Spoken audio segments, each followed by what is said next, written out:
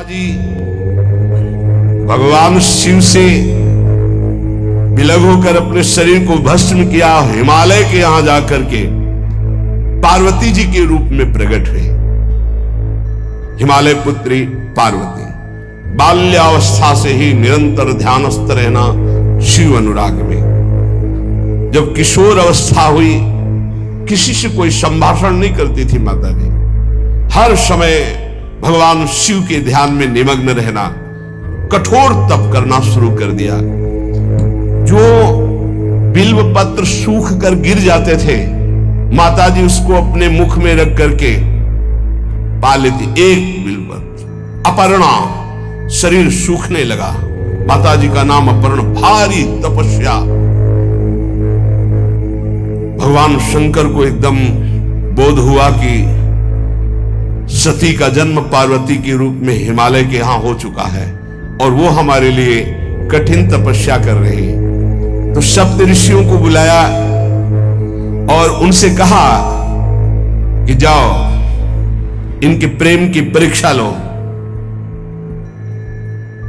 जानते हैं, सब कुछ जानते हुए भी ये होता है। जैसे लोग कहते हैं भगवान जानते हैं अपने भक्त को, तो परीक्षा क्यों लेते हैं? तो पढ़ाया तो टीचर ने है, तो सालाना परीक्षा तो होगी ही कि तुम क्या पढ़े हो। ऐसे ही तुम्हारे प्रेम की परीक्षा होगी। तुम हरि को चाहते हो या हरि की रची हुई माया को? हरि की हुई रची हुई माया में आकर्षित हो गए तो जीरो आ जाएगा। वो हरि की तरफ देखते रहे, माया से बच गए तो नंबर आ जाएंगे। 100 के 100 आते हैं यहाँ, 98-96 नहीं आते। 2 ही चैप्टर हैं, हरि पसंद कर रहे हो या हरि की माया। हर भक्त के सामने आता है तो प्रायः लड्डू ही खाने को मिलता है। बचता वही है जो मामे वे प्रपद्यन्ते माया में ताम तरंति थे, केवल हरि। पार्वती पहि जाई तुम प्रेम परीक्षा लेहु, गिरिहि पेरि पठयहु भवन दूरी करेहु संदेहु। हे सप्तऋषियों, जाओ हमारी आज्ञा है, पार्वती की प्रेम की परीक्षा लो। यदि पास हो जाए तो उनको तपस्या से निवृत्त करो। बोलो महादेव जी प्राप्त हो जाएंगे। जाओ भवन को चली जाओ, तपस्या की आवश्यकता नहीं। ऋषियों ने जाकर के पार्वती जी को देखा, मानो मूर्तिमान तपस्या विराजमान हो, अस्थिमात्र हुए रहे शरीर, सूखे पत्ते बिल्व के। मुनि बोले, हिमांचल नंदिनी, इतना कठोर क्या प्राप्त करना चाहती हो?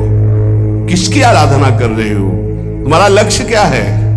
यदि हम सुनने के अधिकारी हो तो आप कृपा करके बता सकती हैं। पार्वती जी ने कहा, मन बड़ा सकुचाता है आपसे बताने में। आप लोग कहीं मेरी हंसी ना उड़ा दें जो मेरा लक्ष्य है।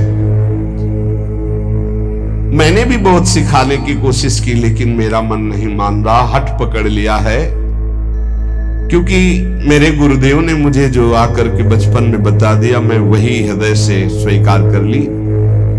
मनु हठ परा सुनई न सिखावा, चहत बारी पर भीति उठावा।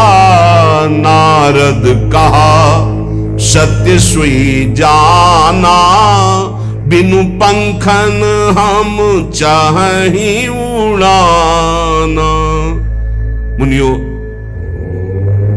वैसे आप भी हंस दोगे। ऐसा लगता है जैसे हम भारी प्रबल धारा में बालू का बांध बनाना चाहती। कहां भगवान शिव और कहां मैं? मेरी गुरुदेव नारद ने बचपन में आकर के कहा तुम्हारे पति देवाधिदेव महादेव होंगे। बस मैं तब से अपने पति की प्राप्ति की आराधना कर रही हूं। पता नहीं आप मेरी बात सुनकर हंसेंगे कि मानो बिना पंख के मैं आकाश को छूना चाहती हूं। ऋषि हंस पड़े और कहा, बात तो सही है, पर्वत से उत्पन्न हुई हो तो इसलिए तुम्हारी बुद्धि भी हमें लगता है जड़ ही है। नारद के उपदेश से आज तक किसी का घर बसा है? नारद के उपदेश से किसी का घर बसा है? अरे जिस जिसका उपदेश किया उसको बैरागी बना दिया, गृहस्थी तो बनाया नहीं। नारद उपदेश सुनकर किसी का घर बसा हो ऐसा तक प्रमाण नहीं है। देखो दक्ष के पुत्रों को उपदेश किया, 10,000 एक को 1,000 एक, लौट कर नहीं आए, सब बैरागी बन गए।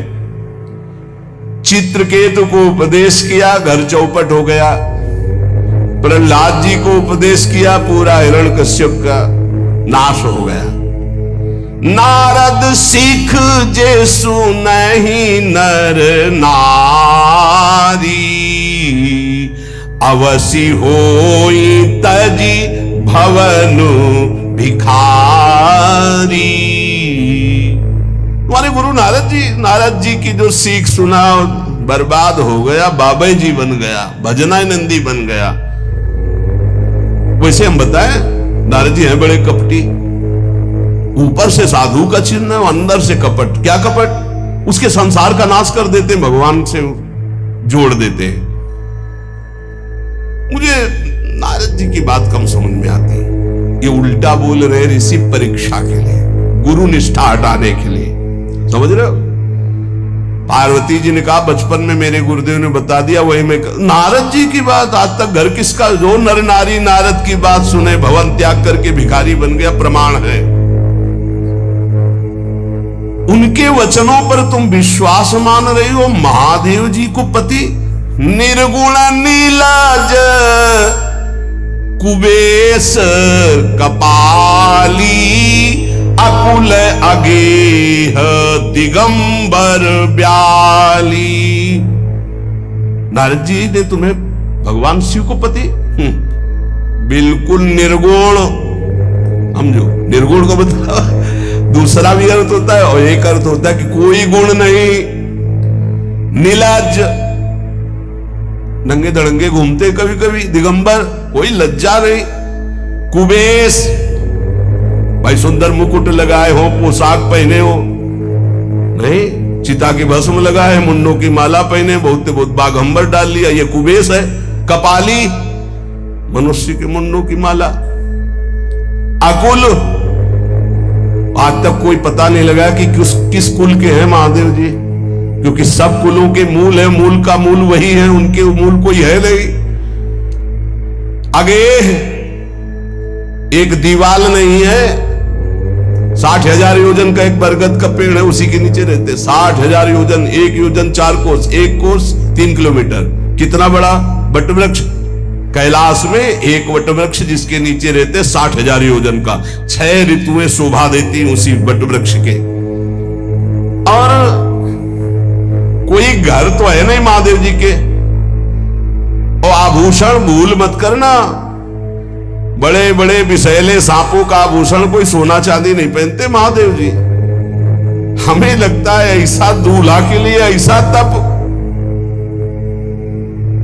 नारद जी ने ठग लिया तुम्हें, पागल बना दिया तुम्हें। देवाधिदेव महादेव के सुनो,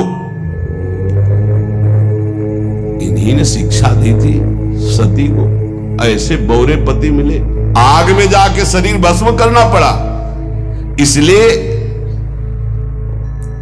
हम तुम्हें बता रहे कि बहुत सुंदर दूल्हा हम देख के आए हैं। हम जान गए थे कि तुम तपस्या कर रही हो।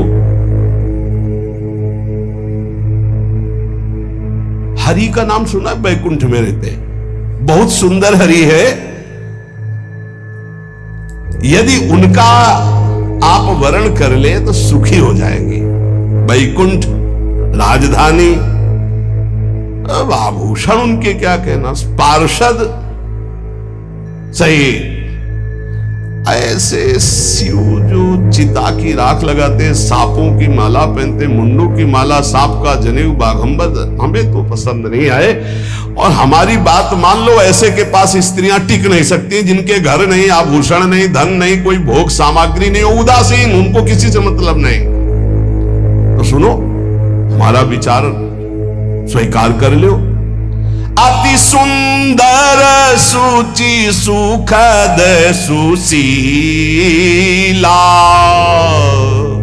गावहि वेद जासु जस लीला, असबर तुम्हि मिलावब आनी।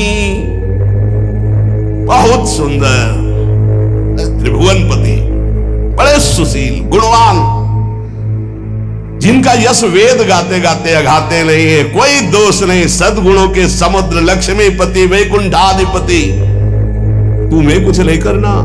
हाँ बोलो, वो आएंगे, गरुड़ पे बैठाल के ले जाएंगे, तपस्या करने की जरूरत नहीं। पार्वती जी बहुत हंसी, सुनती भी हंसी कहा वचन भगवान। अच्छा अच्छा अच्छा, आपने ठीक कहा कि पर्वत से हमारा प्रादुर्भाव हुआ है, इसलिए आपको यह भी पता होगा कि पर्वत बहुत हठीला होता है, जहां डटा है वहीं डटा रह सकता है। सुनो, पर्वत से सोना भी उत्पन्न होता है, जो आग में जलाने पर भी अपना तेज बढ़ाता है, घटाता नहीं। तुम मेरे गुरुदेव के प्रति ऐसा बोले कि वो जिसको उपदेश करते हुए उसका घर उजड़ जाता है, तो बसो भवन उजरो नहीं डरो, पर नारद बचन न मैं परिहरऊं। अपने गुरुदेव के एक भी शब्द को मैं नहीं काट सकती, चाहे मेरा जीवन रहे या ना रहे। बसन हमारा और हमारा भवन, हमारा श्रृंगार, हमारा सर्वस्व, ये मिले या ना मिले, पर हमारे महादेव जी मुझे मिले। तुम आभूषणों की, वसन भूषण की बात कर रहे हो, ग्रह की बात कर रहे हो, पद की बात कर रहे हो। गुरु के वचन प्रतीति न जेहि, सपने हूं सुगम ना सुख सिद्धि तेहि। एक बात तुम्हें बता दूं सप्तऋषियों, जिसे अपने गुरुदेव के वचनों पर विश्वास नहीं, गुरुदेव का भरोसा नहीं, उसे कभी कोई सुख और सिद्धि कदा प्राप्त ही नहीं हो सकती। महादेव वो गुण भवन विष्णु सकल गुण धाम, जय कर मनोरम जाहि संते ही संकाम। आपने बताया कि महादेव में कोई गुण नहीं है और विष्णु समस्त सद्गुणों के धाम है, मैं मानती हूं, लेकिन मेरा मन महादेव जी से रम गया है। अब तो केवल महादेव जी, पहले मिलते हो सलाह करते तो तुम्हारी बात सुनती, अब तो गुरुदेव नारद जी ने जो उपदेश किया वही मैं करूंगी। अब मैं जन्म संभुहित हारा,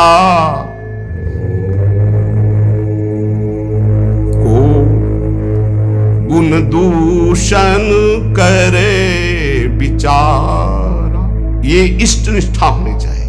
अब तो हमारा जन्म आराध्य देव के लिए, अब कौन गुण दोष का चिंतन करे। जन्म कोटि लग रगर हमारी, बरऊ शंभुनता रहूं कुमारी। करोड़ जन्म लूंगी, अगर इस जन्म में महादेव जी ने मिले तो करोड़ जन्म लूंगी, हर जन्म तप करूंगी, पर हमारे प्रीतम होंगे महादेव, पति होंगे महादेव। तजऊ न नारद कर उपदेशु,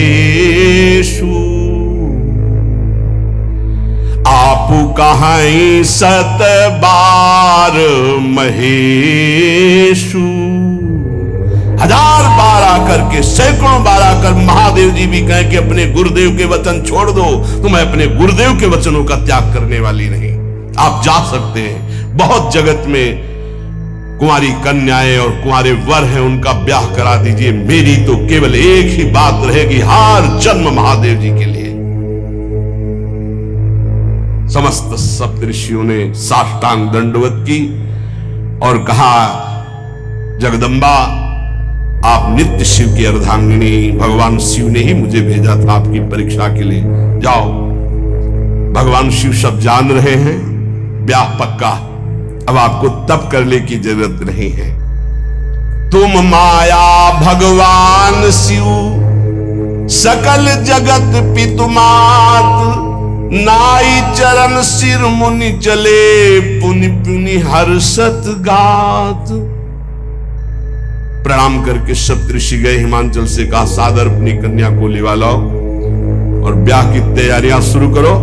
महादेव जी ब्याह के लिए पहले से ही राजी हैं और समस्त देवता ब्रह्मा जी आदि उनके पास जा रहे प्रार्थना करने के लिए।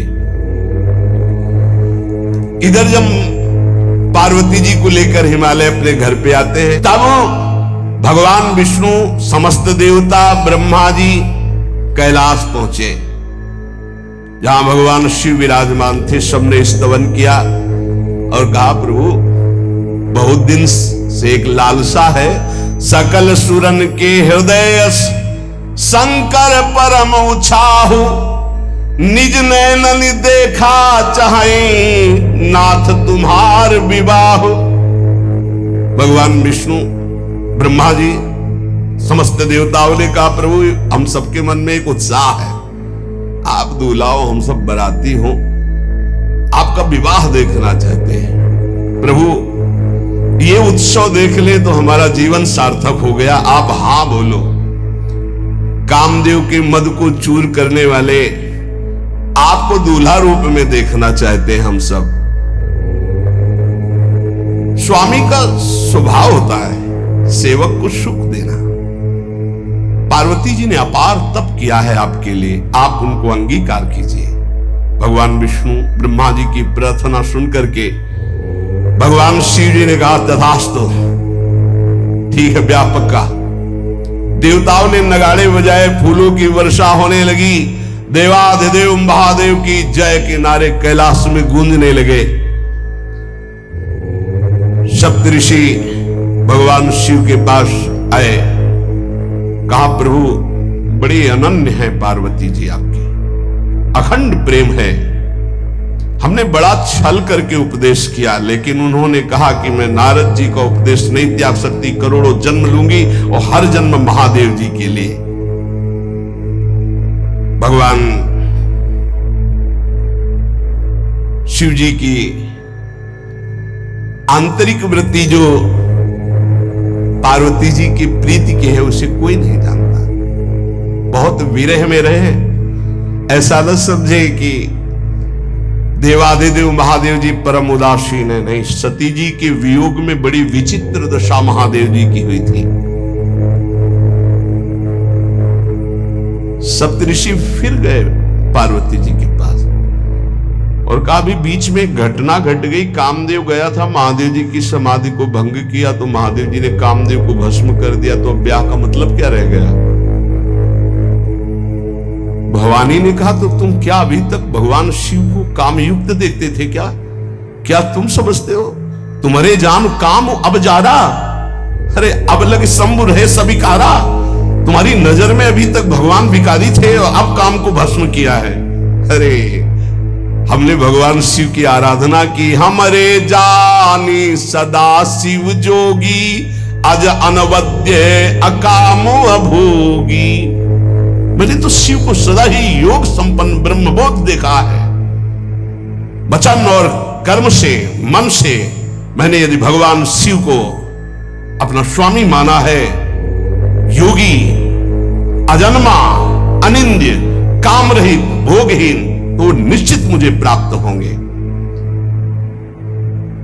भगवान शिव के पास फिर सप्तऋषि गए, बोले, प्रभु गजब की निष्ठा है, केवल आपके प्रति प्रेम है। ब्रह्मा जी ने लगन रची, सप्तऋषियों को बुलाया और कहा, ब्याह दोनों तरफ, ये लड़की पक्ष की लगन, ये वर पक्ष की लगन। ब्याह तय हो गया, दिन नक्षत्र घड़ी, नगाड़े बजने लगे देवताओं के लिए, सुमन वृष्टि हुई। ब्रह्मा जी ने सबको बुलाया, हिमालय ने सबको निमंत्रण दिया, बड़े बड़े पर्वत भेंट लेके आ रहे हैं, बड़े बड़े रसनिधि समुद्र भेंट लेकर के आ रहे। वहां भोजन पान के लिए हिमालय के पास कोई कमी थोड़ी थी, रस की नदियां बह रही थी, विविध प्रकार के रस, विविध प्रकार के फल, विविध प्रकार के भोग वहां सब व्यवस्थित किए जा रहे हैं। ब्रह्मा जी ने कहा, देखो सबसे पहले नारायण की समाज रहेगी, दूल्हे की नहीं रहेगी, नहीं तो गाली ही पड़ेगी। हिमालय के आप प्रवेश पाने के लिए बरातियों में सबसे पहले नारायण, फिर देवराज इंद्र का परिकर, वायु देवता, अग्नि देवता, सबसे पीछे दूल्हा की बारात। बात तय हो गई। ऐसे ऐसे सब लगे सवारन सकल सुर, वाहन विविध विमान, हो ही सगुन मंगल सुबद, करही अप्सरा गान। सब अपने अपने वैभव संपन्न सब तैयार हो रहे हैं। बोले महाराज दूल्हे को तैयार किया जाए। शिव ही शंभु गण करही सिंगारा,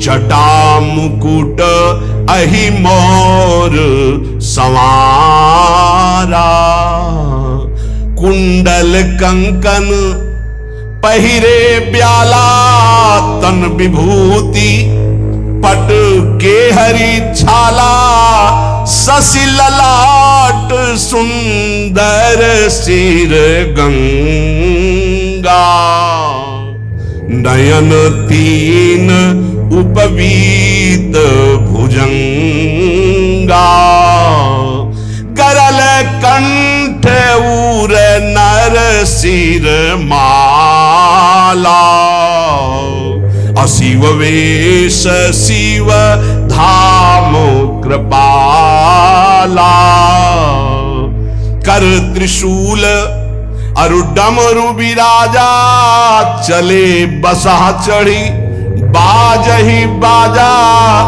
देखी शिवहि सूरत्रिय मुस्काही,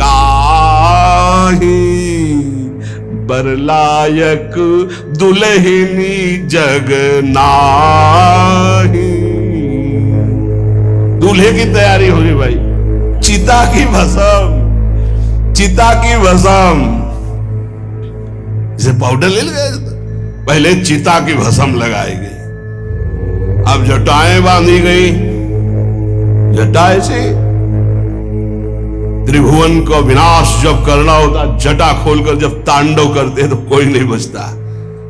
जटाकटा संभ्रमं भ्रमण निलंप निर्झरी, बिलोलवी चिवल्लरी विराजमान मूर्धनि, धगत धगत धगत जो ललाट पट्ट पावके। तीसरा नेत्र मानो विश्व का विनाश करने के लिए उसे पटबंद किए हुए विशाल जटाएं। जटा का तो मुकुट सवारा गया, अब जटा बंद है काहे से? सांप, ये मुकुट सांप, और कुंडल करिया और भूरी भी थी। हाँ, सोने चांदी के लिए डंक मार दे तो बेहोश हो जाओ ऐसे। पहिरे ब्याला, बाजूबंद छोटे फड़ वाले, अरे कोई पनिहा कोई दुमहा ऐसे, और ऐसे जनेऊ वासुकी नाग, गले के माला भगवान का विभूत ऐसा स्वरूप है, और शेर की छाल नीचे, शशि ललाट, द्वितीया का चंद्रमा, शशि ललाट, ये मुकुट द्वितीय का चंद्रमा, सुंदर सिर गंगा, भगवती गंगा, फव्वारे ले उठते जटा के बीच से गंगा जी। नयन तीन, माथे वाला बंद है, दो खुले हैं, उपवीत भुजंगा, जनेऊ वासुकी नाग, गरल कंठ, नीलकंठ विषयारों के हुए, और मुंडों की माला, हाथ में त्रिशूल, डमरू बंधा हुआ, नंदकेश्वर पे सवार। बोले ऐसे दूल्हा के लिए दुल्हन तो त्रिभुवन में नहीं मिलेगी, ऐसा दूल्हा दुल्हन का मिलेगी। अच्छा, दूल्हा सज गया, ब्रह्मा जी ने देखा, बोले महाराज आगे आपकी सवारी। नारायण भगवान उनके चतुर्भुज पार्षद, शोभा सुगंध सौरभ, आगे गरुड़ पे सवार, पीछे हंस पे सवार ब्रह्मा जी अपना परिकर, देवराज इंद्र, भगवान विष्णु जी दूल्हे की तरफ देखे, बोले महाराज विष्णु कहा अस बिहस तब बोल सकल दिशराज, बिलग बिलग होई चलो सब निज निज सहित समाज। कोई भी दूल्हे के पास मत फटको, पीछे रहने दो, सब अलग अलग समाज चलो, नहीं पानी नहीं मिलेगा हिमालय के अगर आगे ये हुई तो। अब तो वर अनुहारी बरात न भाई, हंसी करहियो पर पुरजाई। नारायण ने कहा कि दूल्हा के अनुरूप ही हम सब बराती नहीं भैया, दूल्हा सबसे पीछे, सब बराती क्रम से पहले हम, फिर ब्रह्मा जी, फिर देवराज इंद्र, से सब। भगवान शिव ने कहा तुम अपने पार्षद सब लिए हो, तो हम बुलाते हैं। श्रृंगी निकाली, जे ही बजाया तो भगवान शिव के पार्षद आ गए। शिव अनुशासन सुनि सब आए, प्रभु पद जलज शीस तिल, जय हो महाराज की आज्ञा करो। अरे बोले विवाह हमारा बहुत दिलों से आओ। गुचप्पा जैसे देखो ना, अगिया बैताल। हाँ अब कैसे शिव के बराती हैं, जरा ये आगे पार्टी तो निकल गई बंदनी। ये जो भगवान शिव ने बुलाया बरातियों को, अपने साथियों को, को मुखहीन विपुल मुख काहू, बिनु पद कर को बहुपद बाहू, विपुल नयन को नयन विहीना, रिष्ट पुष्ट को अति तन खीना। किसी के एक को मुख नहीं, केवल मांसई का पिंड है, और किसी के पूरे शरीर में मुख ही मुख है। किसी के एक भी हाथ पैर नहीं है, लुढ़कता चल रहा है, और किसी के बहुत से हाथ पैर हैं। किसी के नेत्र नहीं है, किसी के बहुत नेत्र हैं। बड़ा विचित्र। किसी के हड्डी हड्डी है तो कोई बहुत मोटा है, कोई बहुत पतला है। तनखीन को अति पीन, पावन को अपावन, गति धरे भूषण कराल, कपाल कर सब सद्य सोनित तन भरे। खरस्वान सुअर सुकाल, मुख गण भेष अगणित को गने, बहुजिनस प्रेत पिशाच जोगी, जमात वर्णत नहीं बने। पिशाचिनी खून लपेटे नाच रहे, भगवान शिव का विवाह। और भूत और किसी के सुअर के मुंह, किसी के कुत्ता के मुंह, किसी के गधा के मुंह। बड़ा विचित्र भेष भगवान के शिव के पास। नाचहि गावे गीत, कौन अप्सरा गंधर्व नहीं, परम तरंगी भूत हो। बच रहा है, ये गाल हो रहा है, हड्डी हड्डी है भूत की। भगवान शिव के सामने नाच रहा है गाल। कैसा शोभा होगी। खून लपेटे पिशाचिनी, अगिया बैताल, रोड लाइट, अगिया बैताल, भगवान शिव की बारात। भूत प्रेत बड़े मौजियल, स्वामी का विवाह हो रहा है, खूब छिड़क कर नाच रहे। देख ले तो मूर्छा आ जाए। अब बनी है बारात, तो जस दूल्हा तस बनी बराता। बाजा कौन बाज रहे हैं? कोई गाल बजा रहा है, कोई मुंह बजा रहा है, वो बैंड थोड़ी बज रहे। कोई चीख रहा है तो जैसे अलग अलग नहीं, तुरही बज रही, ये बज। वहां कोई बाजे नहीं, सब भूत है। भूत प्रेत पिशाचिनी ऐसे स्वर निकल रहे हैं। अब भगवान शिव चले नंदिके पर सवार होकर, जस दूल्हा तस बनी बराता। हिमालय बड़े उत्सव में है।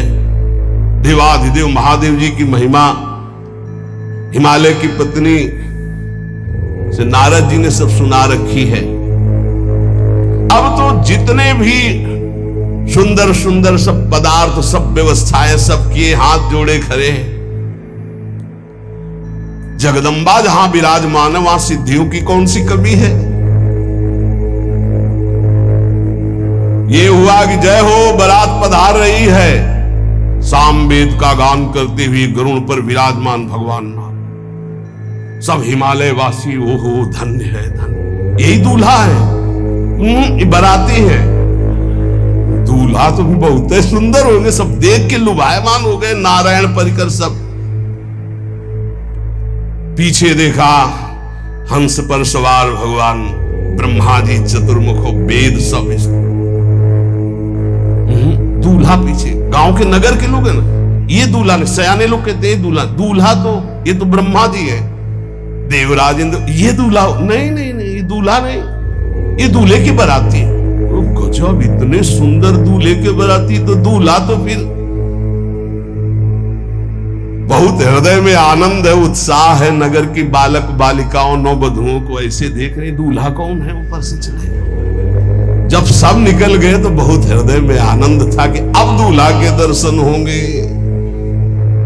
जोई दूल्हा की पार्टी आई, शिव समाज जब देखन लागे,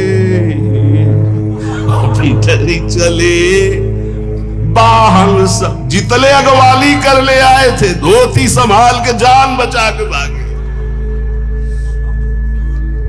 जो बड़े बूढ़े थे, जो महिमा सुने थे, वो धरी धीरज ताहां रहे सयाने, बड़ी हिम्मत करके रुके कि शिव हैं। लेकिन जो नौजवान बालिकाएं, बूढ़ी नौबहुएं, ये को वहां मंगलाचार में नहीं टिकी, सब अगवानी पे भाग पड़ी। धीरज धर करके बालक घर में पहुंचते, जवान पहुंचते, बहुएं क्या बात है, तुम लोग भयभीत क्यों हो गए? कोई घटना घटी क्या ब्याह में? कहीं कहा कही जाई न बाता, ये जमकर धार की धो बरियाता। बरात है, यमराज की पूरी सेना आ गई है। भैया दूल्हा देखा कैसा? बोले बरू बौराह बस असवारा, ब्याल कपाल विभूषण छारा। देखा है दूल्हा बरू बौराह बावरा है। क्यों? बैल पे सवार है, सांप की माला पहले, भस्म चिता की लगाए, मुंडों की माला। अरे पूछो मत, ऐसा दूल्हा। दूल्हे के शरीर तन छार ब्याल कपाल भूषण नगन जटिल भयंकरा, संगभूत प्रेत पिशाच जोगिल बिकट मुख रजनी चरा। जी के लौट के बता रहे, भाग्य मनाओ जो जियत रहा है बरात देखत, पुण्य बढ़ते ही कर सही। जिंदा लौट आए बड़े पुण्य समझो, जो बरात देख ले वो जिंदा रह जाए, बड़े भाग्य तिनके।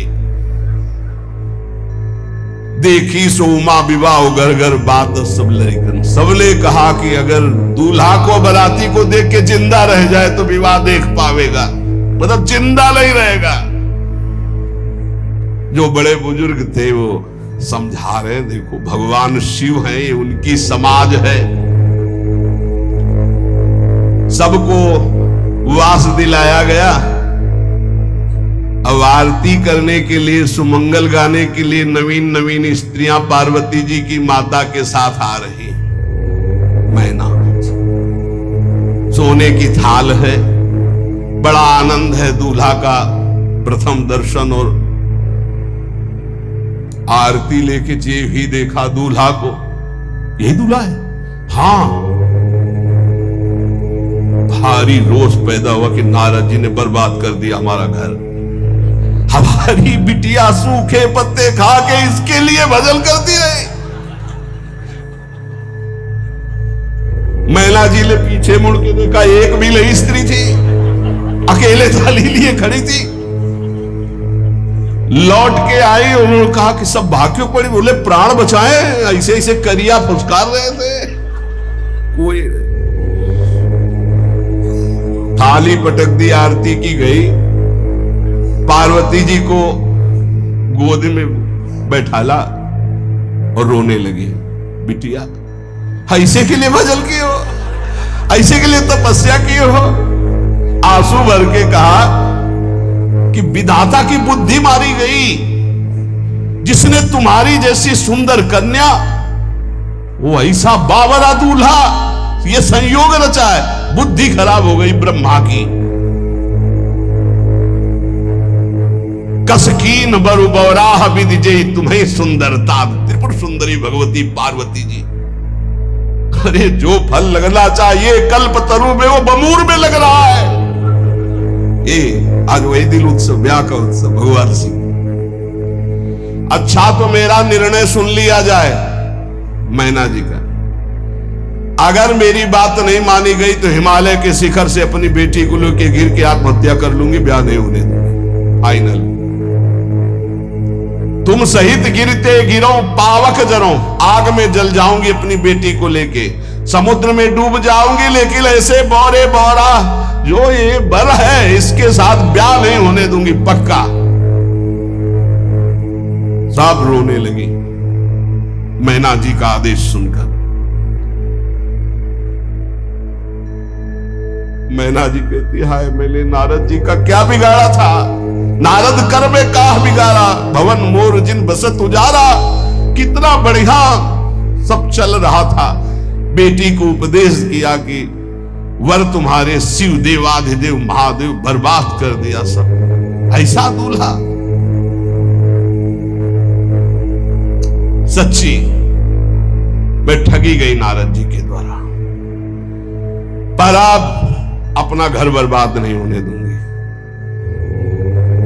क्या जाने नारद जी बेटी का प्रेम क्या होता है, बांझ कभी प्रसव की पीड़ा जानती है, क्या जाने बाबा जी है हमारी बेटी हो ऐसा दूल्हा।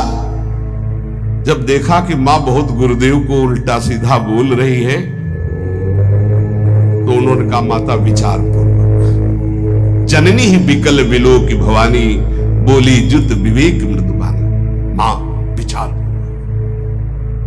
तुम क्यों ऐसा आलाप कर रही हो, अगर मेरे भाग्य में ऐसा पति लिखा है तो तुम टाल नहीं सकती। कर्म लिखा जो बाउर ना हो तो कत दोष लगाई काहो, तुम सन मिटे की विधि के अंका, व्यर्थ ले हो जन मातु कलंका। मां मेरे भाग्य में ऐसा ही लिखा है, आप व्यर्थ में क्यों रो रही। जब पार्वती जी की ऐसी करुण बात सुनी तो सब स्त्रियां रोने लगी, विधाता को दोष लगा रही। नारद जी के पास हिमालय गए, बोले हम तो संभाल लेंगे, घर में सब गड़बड़ हो गया। अरे इनको समझाते कि ठीक से आते, कैसे आए हैं ये, जैसे विनाश कर ले आए हो।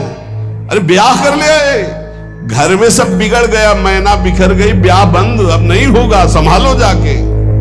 नारद जी गए और जाकर के मैना को कहा, देखो ये इनका बाहरी रूप है, ये जो आपके यहां पार्वती के रूप में जन्मी, ये नित्य इनकी अर्धांगिनी सती है, जो यज्ञ भवन में शरीर छोड़ करके आपके यहां जन्मी, ये इनकी नित्य संगिनी है।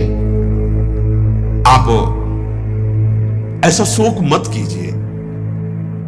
नारद जी विविध प्रकार से माता को समझाया।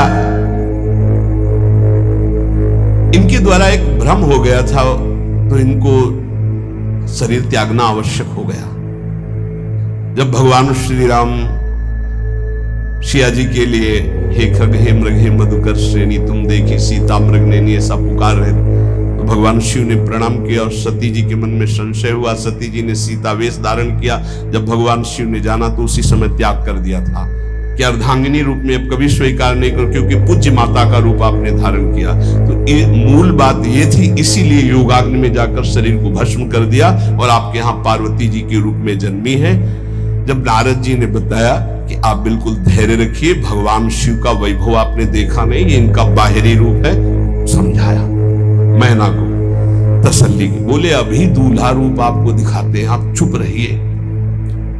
तब मैना के हृदय में कुछ शांति हुई। जितने गांव के नगर के सब लोग थे सबको सूचना पहुंची, डरो मत, भगवान शिव है, ये लीला कर रहे हैं। अभी नारद जी गए और बोले विवाह करना है कि नहीं करना, शंकर जी से कहा।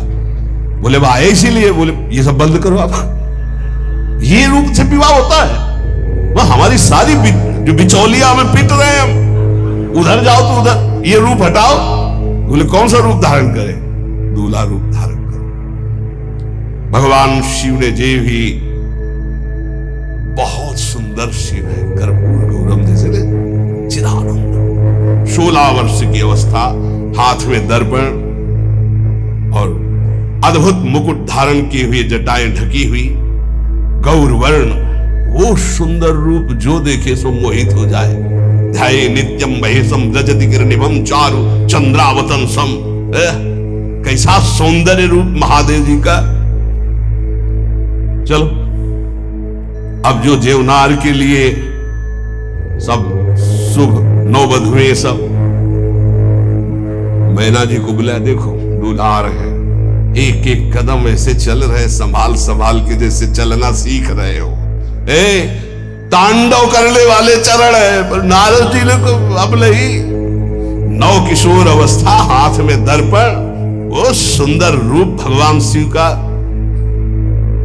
एक एक कदम बारात में जो देखे सो मोह। मैना ने कहा हो अहो भाग्य, ऐसे दूल्हा बोले वही हैं जो नंदी पे सवार थे, इनके स्वरूप को जानना बड़ा कठिन है। अब जो सुंदर जेवनार हुई बरातियों के साथ भगवान शंकर की बड़े मधुर गीत गाए जा रहे हैं। मुनियों ने फिर हिमवान को लगन पत्रिका सुनाई। विवाह का ठीक समय देख करके समस्त देवता और वेद स्वयं मूर्तिमान होकर वेद उच्चारण कर रहे हैं। भगवान शिव का पाणी ग्रहण संस्कार हो रहा है। पार्वती जी जब श्रृंगार करके सभा में आई ब्याह मंडप पे, तो कोई ऐसा नहीं था जो देखकर मोहित ना हो गया।